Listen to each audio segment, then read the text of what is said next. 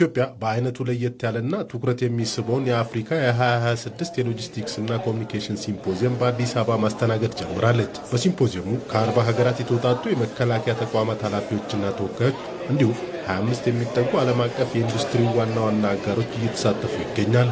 ሲምፖዚየሙ በአፍሪካ የመከላከያ ተቋማት መካከል የልምድ ልውውጥና የጋራ ትብብር ማጎልበትን ዓላማ ያደረገ ነው። ኢትዮጵያ ለዓለም ሰላም ማስከበር ያበረከተችው አስተዋጽኦ ሲምፖዚየሙን ለማዘጋጀት ተመራጭ እንዳደረጋት የኢፌዴሪ መከላከያ ሎጂስቲክስ ኃላፊ ሌተናል ጀነራል አብዱራህማን እስማኤል አስረድተዋል። ኢትዮጵያ ለቀጠና እና ለዓለም አቀፍ ሰላምና ደህንነት ያላት ቁርጠኝነት ዛሬ የተጀመረ ሳይሆን የረጅም ዘመናት ታሪካዊ መሰረት ያለው ነው። ከኮሪያ ልሳነ ምድር እስከ ኮንጎ እንዲሁም በቅርብ ጊዜያት በሶማሊያና በተለያዩ የተባበሩት መንግስታትና የአፍሪካ ህብረት ሰላም ማስከበር ተልዕኮዎች ላይ ሰራዊታችን የከፈለው መስዋዕትነት የዚሁ ህያው መረጋገጫ ነው። ዛሬም ቢሆን በምስራቅ አፍሪካ ቀጠና ሽብርተኝነትን ለማዋጋት አስተማማኝ ሰላም ለማስፈን ግንባር ቀደም ሚና የተጫወተች ትገኛለች።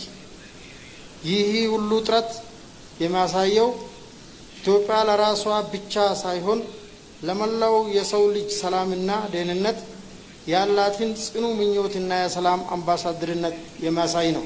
አሜሪካና ኢትዮጵያ በትብብር ያዘጋጁት የአፍሪካ ሎጂስቲክስ እና ኮሙኒኬሽን 2026 ሲምፖዚየም በሁለቱ ሀገራት መካከል ያለውን የትብብር ግንኙነት የሚያጠናክር መሆኑን የኢፌዴሪ መከላከያ ሚኒስትር ኢንጂነር አይሻ መሐመድ ገልጸዋል። አዲስ አበባ ይህን ሲምፖዚየም እንድታስተናግድ በመመረጧ ያለኝ አድናቆት ለመግለጽ እወዳለሁ። ይህ ውሳኔ በዩናይትድ ስቴትስ ኦፍ አሜሪካና በኢትዮጵያ መካከል ያለውን የጋራ መተማመንና አጋርነት የሚያንጸባርቅ ነው። አሁን ላይ በተለይ በዲፕሎማሲና በተለያዩ ትብብሮች ሲካሄድ የነበሩ የሁለትዮሽ ግንኙነቶች ወደ ሁለት ወገን ስትራቴጂካዊ ደረጃ ተሸጋግሯል። በዚህ እድገትም እኮራለሁ። ለሁሉም ምስጋና አቀርባለሁ።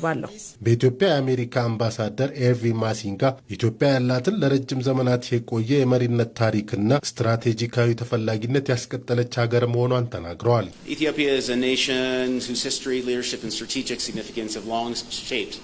ኢትዮጵያ በቀጠናውና በአህጉሪቱ ያላትን የመሪነት ታሪክና ስትራቴጂካዊ ተፈላጊነት አቆይታ ማስቀጠል የቻለች ሀገር ናት። ሲምፖዚየሙን በተባባሪነት በማዘጋጀቱ በተለይ መከላከያ ሚኒስቴርን እናመሰግናለን።